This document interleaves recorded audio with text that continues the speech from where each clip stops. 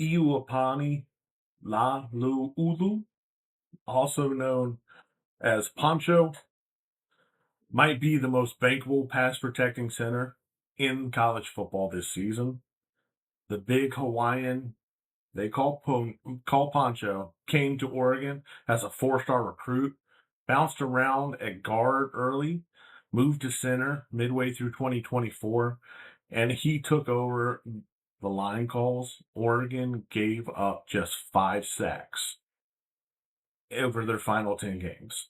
2025, he became the lone returning starter on Oregon's offensive line, started all 15 games, stretched his streak to 27 straight starts, allowed only 1 sack, became a Rimington Trophy finalist, earned first team All American recognition, and helped anchor a playoff offensive line.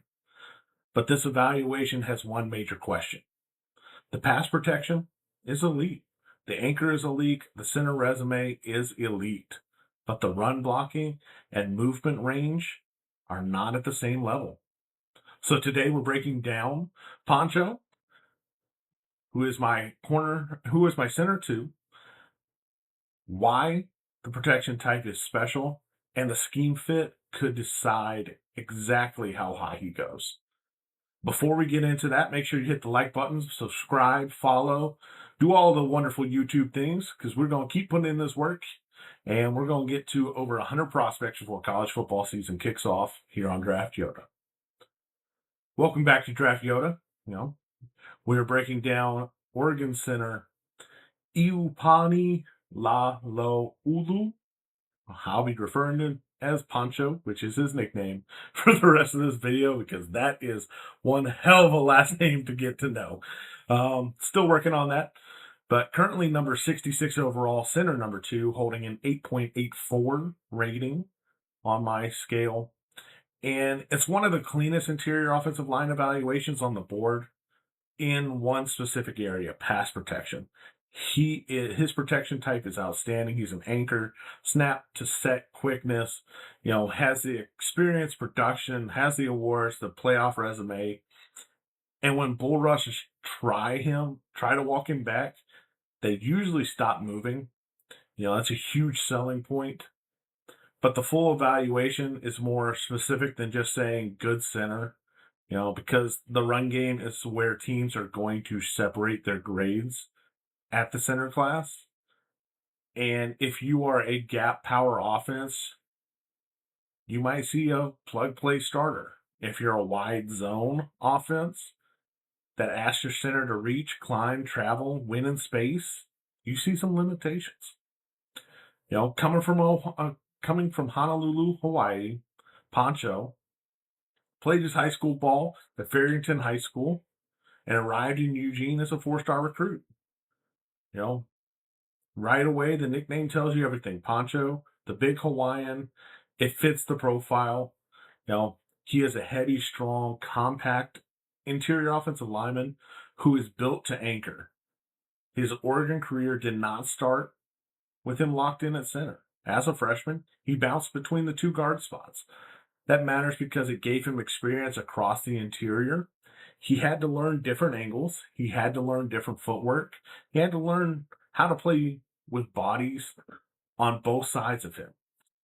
Midway through 2024, Oregon moved him to center, and that's where everything really started to settle. The move to center changed the direction of the evaluation. Center's not just another offensive line spot. It is the leadership position. You have to snap the ball. You have to make the calls. You have to identify the fronts. You have to communicate protections, help guards, handle nose tackles, and you have to mentally be locked in before the play and physically ready to go at the snap. With him making the line calls, Oregon surrendered 5 sacks over the final 10 games in 2024. That's a huge number, because offensive line play is about trust. Once a quarterback trusts the protection, the entire offense changes. Once the guards trust the center, the whole unit plays faster. And once the center can make the calls, the offense can operate with confidence. 2025, Poncho became the lone returning starter on Oregon's offensive line. That's a lot of responsibility. You are the only guy coming back. Everyone looks to you. Quarterback looks to you, guards look to you, coaching staff looks to you. The younger linemen need you for stability. Started all 15 games, stretched his streak to 27 consecutive starts, allowed 1 sack all season. Ended up on the Rimington Trophy as a Rimington Trophy finalist, named first team All-American, by the Football Writers Association, was AP's third team All-American, earned second team All Big Ten honors from the conference coaches. That's a serious resume. For an offensive lineman, especially center, that kind of recognition tells you the tape and the reputation both lined up. Poncho anchored Oregon's offensive line through college football playoff run that started with a win over James Madison. And in the quarterfinal against Texas Tech, he played 82 snaps without allowing a pressure. That was also against guys who were just drafted in the league. Lee Hunter, who was a second-round pick in the NFL, could not get a pressure against Poncho. That's a statement game if there ever was one. Now, what makes him special? Well, it starts with the pass protection. He is the top in the center group in protection type by a wide margin. The foundation of his evaluation as a center. His pass protection is different. You're dealing with nose tackles, you're dealing with twists, you're dealing with blitzes. You're setting protections, you're snapping the football and immediately getting into position. And you don't have the luxury of a slow start if you're the center. You also have to be the anchor. And the anchor is one of the other things that really stands out about him. He's the heaviest center in the class, and you can feel it on tape. Bull rushers don't move him. They run into him and stop. It's a real trait. Interior pressure destroys offenses. When pressure comes straight through the middle, the quarterback can't step up. The timing breaks, the throwing lanes collapse, the play gets rushed. A center who can shut down interior pressure, especially interior power, is a major value. And that is Poncho's calling card. If a defensive tackle is trying to walk him back into the quarterback, you're going to have to be a real monster of a man to do it. Because most of the time, the rush dies at contact. His snap to set quickness is outstanding. A center has to snap the ball first. When he has to get his hand, after he snaps, he has to get his hands back. And Poncho does that very well. It happens almost instantly. It's quick to his set. To beat nose tackles to the leverage point. It allows him to control the rep before the defender can build momentum. And that's why his protection on pass plays is so good. He's not just strong. He's not just early. He gets into position, he gets square, and he gets a base under him. And then his size and anchor takes over. 1 sack allowed last year across 466 protection snaps is elite. And for me, that is a stat that defines this player. Sacks aren't everything. They're not. But when the tape matches the number becomes powerful. He does not give up a lot of clean pressure. He does not get walked back. He does not lose quickly. He doesn't panic when power comes. He handles his job, and he handles it very well. Now, this is exactly what you want from a center. Nobody's perfect. I've said in every single one, nobody's perfect. My first concern with him is the run game. Run blocking tape trails the pass protection by quite a bit. It's the biggest reason that he's center number 2 instead of making that push for center number 1. Pass protection, he looks like the safest center in the class. In the run game, he is much more scheme dependent. He can cover people. He can win in tight spaces. He can use his size and strength in the phone book, but the movement and displacement are not always the same level of his pass protection. That matters because centers have to do both. If he wants to climb, the run game tape has to get closer to the protection of his pass game tape. Texas Tech game is one that evaluators are going to keep coming back to. The front handled their business at the point of attack in the biggest game of the season.